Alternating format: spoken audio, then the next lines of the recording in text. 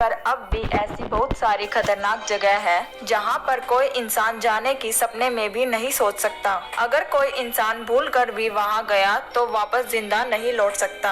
आज की कहानी भी एक ऐसे ही खतरनाक आइलैंड के बारे में है जहां पर एक मौसम विभाग का कर्मचारी फंस जाता है, लेकिन वहां पर उसके साथ जो होता है ये देखकर आपके होश उड़ जाएंगे। पूरी कहानी को जानने के लिए बने रहिए हमारे साथ। कहानी की शुरुआत में हमें बहुत पुराना टाइम दिखाया जाता है जिसमें हम एक लड़के को देखते हैं। इस लड़के का नाम है फ्रेंड। वहाँ की गवर्नमेंट आइसलैंड के मौसम का हाल जानना चाहती थी, इसलिए वो इस काम के लिए फ्रेंड को चुनती है। फ्रेंड को एक शिप के जरिए उस आइसलैंड पर भेज दिया जाता है। अब फ्रेंड के रहने के लिए एक लकड़ी का घर तैयार किया जाता है। जब फ्रेंड अपनी घर की खिड़की से बाहर देखता है तो उसे एक लाइट हाउस दिखाई देता है। फ्रेंड के मन में उस लाइट हाउस के बारे में जानने की जिज्ञासा बढ़ती है। जब फ्रेंड लाइट हाउस के अंदर एंटर करता है तो उसे एक आदमी दिखाई देता है जो सो रहा होता है। वो आदमी ऑफिसर को अपना नाम ब्रूनर बताता है। अब कैप्टन वहाँ से चला जाता है, लेकिन जाते जाते वो फ्रेंड को एक गन देकर जाता है और कहता है ये आइलैंड बहुत खतरनाक है, इसलिए तुम अपना ख्याल रखना।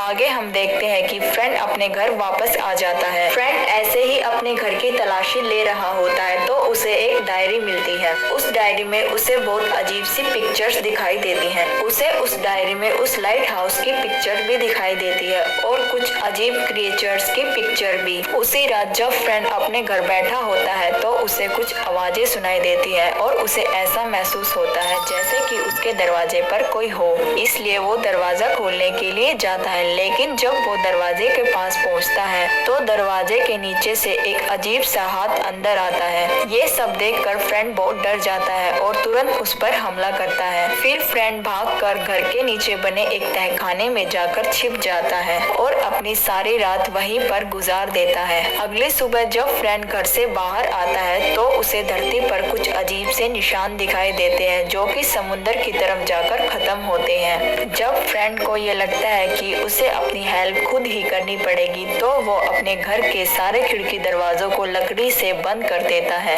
अब रात हो चुकी होती है और फ्रेंड घर की खिड़की से बाहर झांक रहा होता है। तभी वो देखता है कि कुछ अजीब क्रिएचर समुद्र से बाहर आ रहे हैं। तभी वो उस ऑफिसर की गन का इस्तेमाल करता है और उन क्रिएचर्स पर हमला करता है।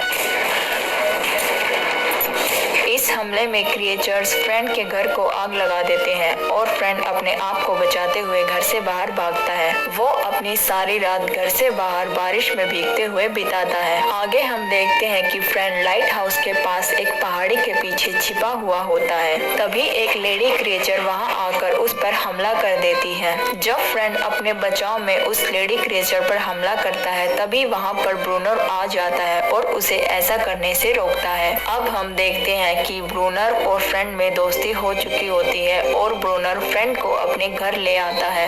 अगले दिन जब फ्रेंड उठता है तो वो देखता है कि लेडी क्रिएचर उसके हाथ में लगी हुई चोट को चाट रही होती है। वो ऐसा इसलिए करती है क्योंकि उसमें एक खास तरह की पावर होती है जिससे वो उस चोट को आसानी से ठीक कर सकती है। आगे हम देखते हैं कि जब रात होती है तो वो लेडी क्रिएचर छत पर चढ़ जाती है और अजीब आवाजें निकालती है। इस आवाज को सुनकर बाकी के क्रिएचर समुद्र से बाहर आते हैं। तभी ब्रूनर उन पर हमला करता है और फ्रेंड को भी हमला करने के लिए कहता है, लेकिन फ्रेंड बहुत डर जाता है और वो ऐसा नहीं कर पाता है। ब्रूनर अकेले ही उन क्रिएचर्स से लड़ता है और साथ साथ फ्रेंड को भी प्रोटेक्ट करता है।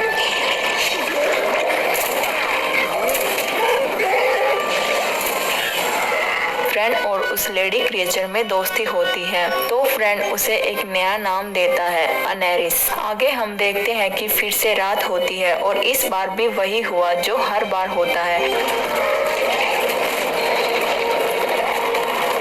से वो क्रिएचर्स उन पर हमला करते हैं, लेकिन इस बार इस लड़ाई में ब्रूनर जख्मी हो चुका था। अब सुबह हो चुकी होती है और अनेरिस ब्रूनर के जख्म को चाटती है ताकि ब्रूनर जल्दी से ठीक हो जाए। अगली सुबह हम देखते हैं कि अनेरिस समुद्र में होती है और फ्रेंड भी वहाँ पर आ जाता है। फिर से फ्रेंड और अनेरिस में दोस्ती बढ़ने लगती है। ये सब देखकर ब्रूनर फिर से जेलस फील करता है। फिर वो फ्रेंड से इसका बदला लेने की सोचता है। अब हम देखते हैं कि फ्रेंड और ब्रूनर समुंदर के बीच में चले जाते हैं। फिर फ्रेंड ब्रूनर को अपना प्लान समझाता है, कहता है कि जब मैं समुंदर के अंदर जाऊं और रस्सी को 3 बार खींचूं तो तुम समझ जाना कि मैं ऊपर आना चाहता हूं और फिर तुम मुझे ऊपर खींच लेना। ये सब कहकर फ्रेंड समुंदर के नीचे चला जाता है। उसे वहां जाकर बहुत सारे डायनामाइट्स मिलते हैं, जिन्हें देखकर फ्रेंड बहुत खुश हो जाता है। फिर वो एक एक करके सारे डायनामाइट के बॉक्सेस को ब्रूनर को पकड़ाने लगता है, लेकिन तभी अचानक से क्रिएचर्स के बच्चे वहाँ पर आ जाते हैं। ये सब देखकर फ्रेंड बहुत डर जाता है और गिर जाता है। अब वो रस्सी को 3 बार खींचकर ब्रूनर को उसे ऊपर लेने के लिए इशारा करता है, लेकिन ब्रूनर फ्रेंड को ऊपर नहीं खींचता। वो ऐसा जानबूझकर करता है क्योंकि वो उसे वहाँ बचाने नहीं बल्कि मारने आया था। तब फ्रेंड जैसे तैसे करके अपनी हेल्प खुद करता है और उस ड्रेस को खोलकर समुंदर के ऊपर आ जाता है। फिर वो दोनों उन डायनामाइट्स को लेकर लाइट हाउस में वापस आ जाते हैं। अब फ्रेंड और ब्रूनर मिलकर उन डायनामाइट्स को लाइट हाउस के चारों तरफ बिछा देते हैं। टाइम बहुत बीतता जा रहा था और सर्दी भी बहुत बढ़ चुकी थी। उस आइसलैंड पर बर्फबारी भी होने लगी थी। अब हम देखते हैं कि बहुत दिन बीत चुके होते हैं, लेकिन कोई भी क्रिएचर उन पर हमला करने के लिए नहीं आता। ये सब देखकर ब्रूनर को बहुत गुस्सा आता है। फिर वो उसके साथ रह रही लेडी क्रिएचर पर हमला करता है ताकि वो क्रिएचर चिल्लाए, जिसकी आवाज सुनकर बाकी के क्रिएचर उन पर हमला करने के लिए आए।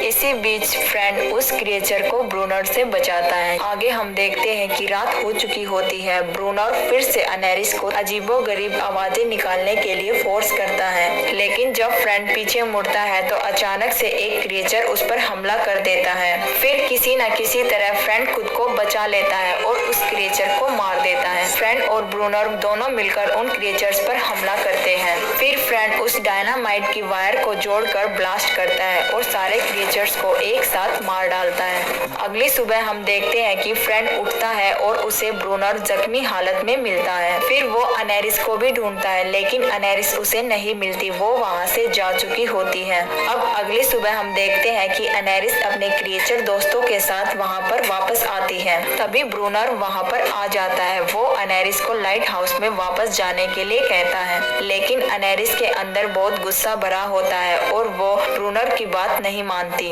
ये सब देखकर ब्रूनर गुस्से से पागल हो जाता है और वो लाइट हाउस में वापस चला जाता है। जब सारे क्रिएचर समुंदर में वापस जाने लगते हैं तो ब्रूनर पीछे से क्रिएचर के बच्चे पर हमला करता है और उसे मार देता है। ये सब देखकर सारे क्रिएचर्स डर जाते हैं और वो भागकर समुंदर में छिप जाते हैं। अनेरिस भी उनके साथ ही समुंदर में वापस चली जाती है। ये सब देखकर फ्रेंड को ब्रूनर पर बहुत गुस्सा आता है और वो लाइट हाउस में जाकर ब्रूनर पर हमला करता है। ब्रूनर बहुत डर जाता है और वो पागलों की तरह बिहेव करता है। ब्रूनर खुद ही अपने आप को उन क्रिएचर्स के हवाले कर देता है। वो क्रिएचर्स ब्रूनर को भी मार डालते हैं।